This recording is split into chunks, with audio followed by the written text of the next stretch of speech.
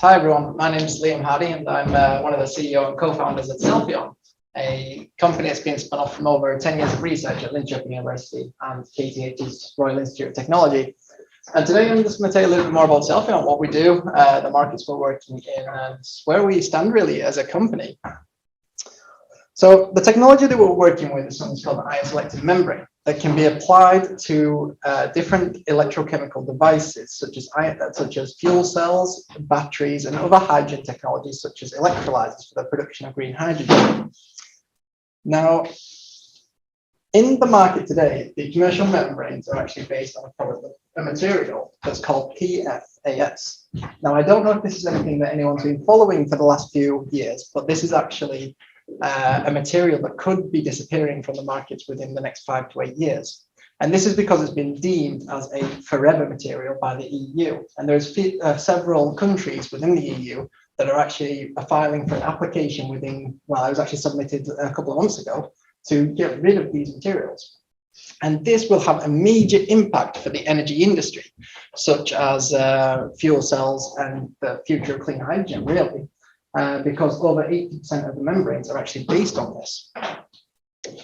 Now, for a lot of people, you might not know what an ion selective membrane is, and that's completely understandable because no one really does, but it's actually something that's incredibly critical for fuel cells and electrolyzers. It's one of these the central component, and what it does is it allows for selective ions to be transported through it, whilst blocking the unwanted molecules. Now, this can define both the performance and the duration of these hydrogen technologies and even batteries such as redox flow batteries. And what we've done at Cellfion is that we've developed a technology that's actually based on biomaterials completely without PAF. And it's actually from forest-based materials, so cellulosa from trees. And from over 10 years of research, what we've managed to actually develop now is a very good understanding on how to adapt these. Sorry, I'm still in the screen here, so everyone can see. What we've been able to do is actually find a way to modify these different materials in order to actually give them different properties.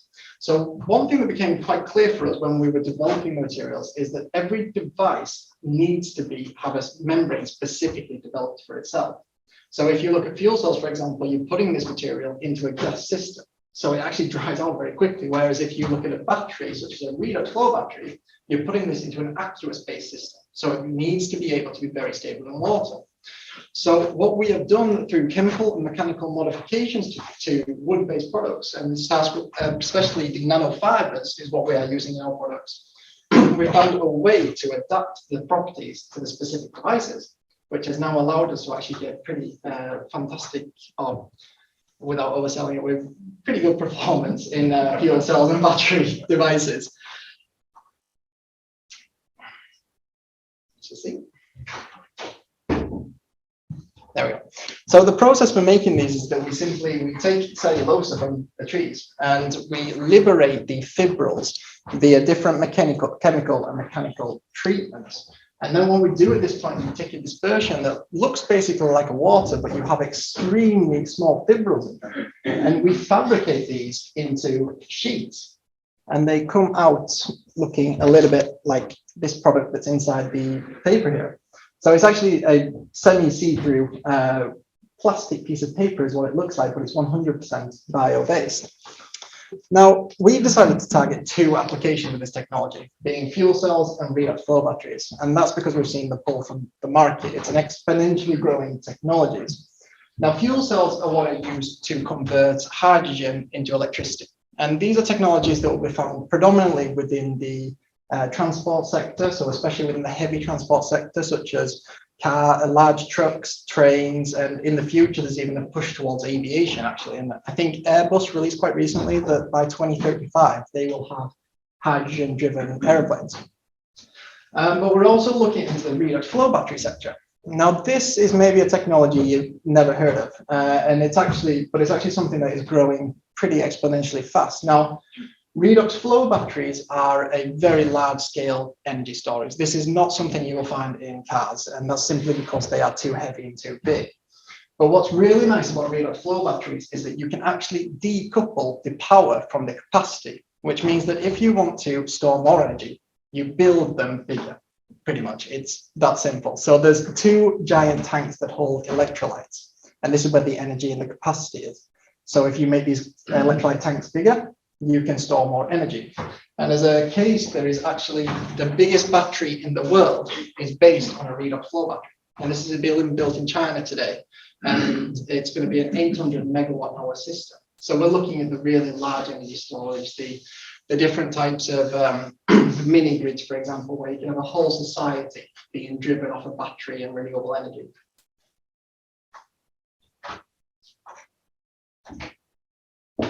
So the reason these technologies are becoming more and more important is actually because it's been predicted in a recent report that came from McKinsey and Company. It showed that 10% of all electricity that will be produced needs to be stored in some form of large, long duration energy storage.